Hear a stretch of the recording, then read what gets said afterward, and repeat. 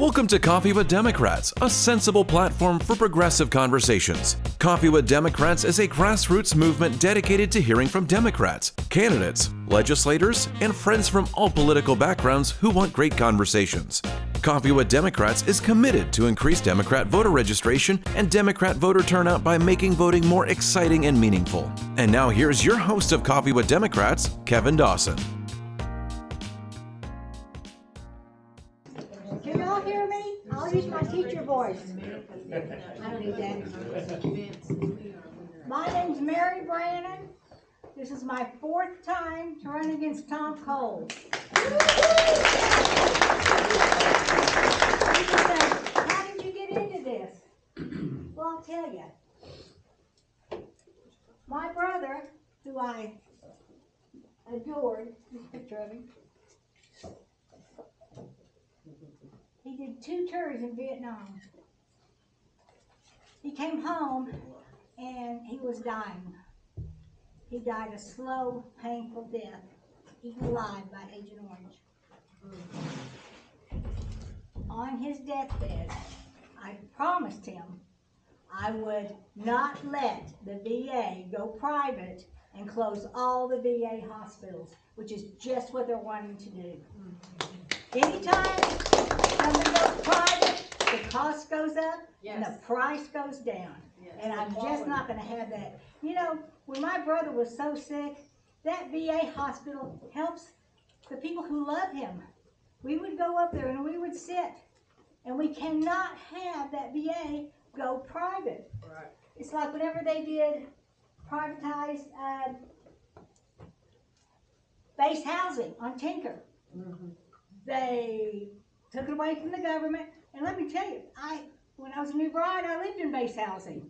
And when you got orders to go, people would come help you clean. They'd say, now make sure you take the knob off the oven because they might look under there for grease. Mm-hmm. Now, none of that's true. They have forever waiting list. They are kicking and disturbing asbestos tiles, so the kids are breathing that. They're painting over mold. And this company, Balfour Beatty, has contracts for 50 other bases. Yeah. You know, once you take that away from the person where you say, either you help us or we will campaign for your opponent next time, we've lost that. Because if you call, they'll say, well, that's not us, that was a vendor. That's not, the vendor said that, well, that wasn't us, that was a sub-vendor.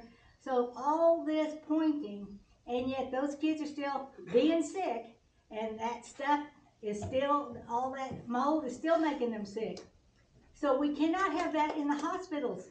Can you imagine if the hospitals go private? No one will be watching them. So that's the reason I got into this. And I promised my brother, I said, I will run until Cole is gone, because that's just what he wants to do. Another thing is, I'm really sad the way choice has gone. We've got people, I don't know if you know this, but James Garner, our native son, his mother died when he was 4 years old from a botched abortion. To get rid of a pregnancy is health care. Did anybody see Nightline last night? The woman who had to go out of state, even though she didn't have a viable fetus, hadn't developed any of its organs. So she had to go out of state to get that taken care of. And you know, we're from Texas. She went to court. Her doctor said, yes, she needs an abortion. She has trilethamine. And she went there and they said yes. Well, the district attorney there, no, the attorney general there said, well, we don't care. She can just have it. Well, you know, where did you go to medical school? Yeah. So anyway, so she left the state, and by the time it was born, it had died. Now, whenever these babies are born, Katie Cox, doctor, told court she needed her pregnancy to end because the baby had trisomy 18. The court agreed. Texas AG Ken Paxton, the decision, doctors could face first-degree felony and civil cases up to $100,000. What do trisomy 18 babies look like? Affected individuals may have heart defects and abnormalities of the organs that develop before birth. Other features of trisomy include a small, abnormally shaped head, a small jaw and mouth, and clenched fists with overlapping fingers. Everyone, I have a living will. If I'm on there and I don't have any brain waves and I'm just making money for the insurance companies, pull the plug. Don't have me suffer. Yes. Why would somebody want a child to suffer? Because sometimes they have to have feeding tubes. Do you know how painful a feeding tube is? I saw them on my father's last days install a feeding tube and take it out, and it made me cry. Yes. And he was at the end of his life. Who would do that to a baby? Evidently Republicans. Yeah, they don't care. So what we have got to do is we have got to get, I'm really excited because we now have where you can register to vote online, because what's killing all of us is direct party voting. They color in that R at the top. They don't know it's not the party of Eisenhower and Lincoln. Now it's the party of greed and Trump. These people, and it's mostly the rural people. You know, my dad was Republican, my grandpa, I'm just going to always vote Republican. It's not the same party. I don't think they know that they are voting to have their Social Security cut. I'm just a Republican. So I'm excited about the direct party voting because we can fix it. If we can get enough, now that they can do it online, if we can get enough Democrats registered, we can change it. Because I promise you, those Republicans are not going to change it because they benefit. Like today, they voted in that you can't, the only way we get anything done is to get a state question. That's the only way we got medical marijuana. And now they're making it harder and harder to do that. Because, you know why? Because they know abortion's going to come up. And it's like they can't win unless they cheat between the gerrymandering. Let me show you this. This is Jim Jordan's district. That's gerrymandering. And when we finally got somebody up there, Kendra Horn, who just did a great job, she voted for affordable insulin. What did they do? They carved up her district so now a Democrat can never win again. Right. We've got to fix that. We got to. And I've got plans on ways to do that. First of all, it's all in the voting. We have got to get people out to vote. That's why I'm suggesting we go to colleges and high schools after they turn 18. Because I graduated high school in 1970, where abortion was still not legal, because it didn't become legal until 1973. I had an acquaintance, I wouldn't say a friend, but she had a back alley of unsanitary abortion and almost died. You can't ban abortions. You can only ban safe abortions. Yes, that's right. And we've got to get on that, you know.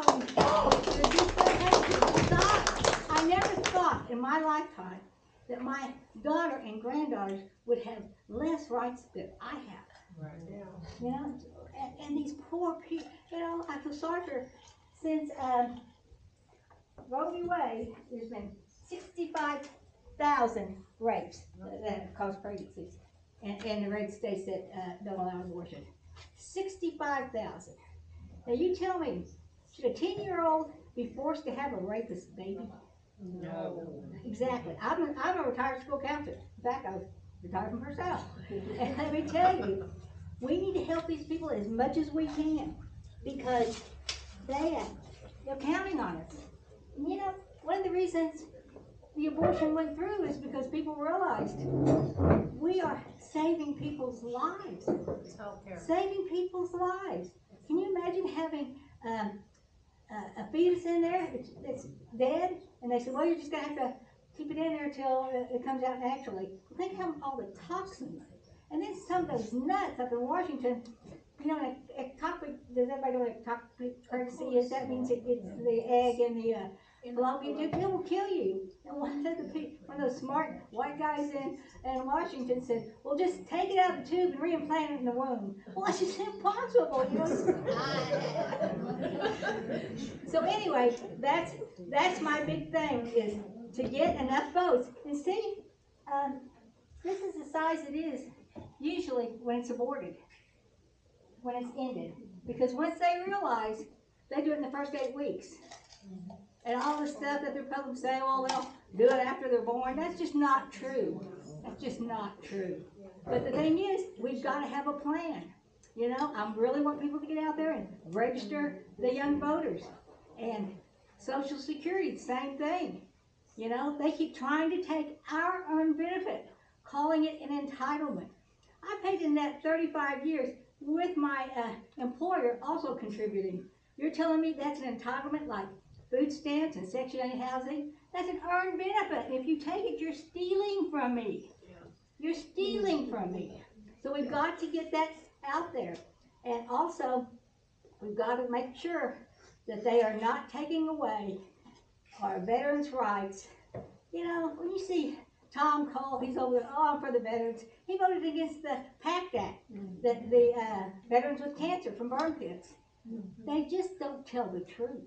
And he quit having town halls because he didn't like the questions. Now he has telephone town halls. If you get on the internet, if you'll go to my Facebook page, Brannon for Congress, I have him at his last in-person town hall, and they just skewered him. I think that's probably the reason his last one. But we have got to get out. We cannot just rest on our laurels. We've got to have a plan. We've got to get people registered to vote. We've got to get the protections of dogs again. We've got to take care of our veterans. We've got to take care of our teachers. You know, have you seen Ryan Walters on there? Oh my gosh, he's so embarrassing. And even worse, did you see when Mark Wayne Mullet, or as I call it, Jethro, tried to throw it down in the Senate? And I was just like, oh, how embarrassing. How embarrassing. And then you have, you know, Bernie Sanders saved him. yeah. And then you have people like Governor Stitt, who claims to be a Christian, but he turned down money to feed students in the summer.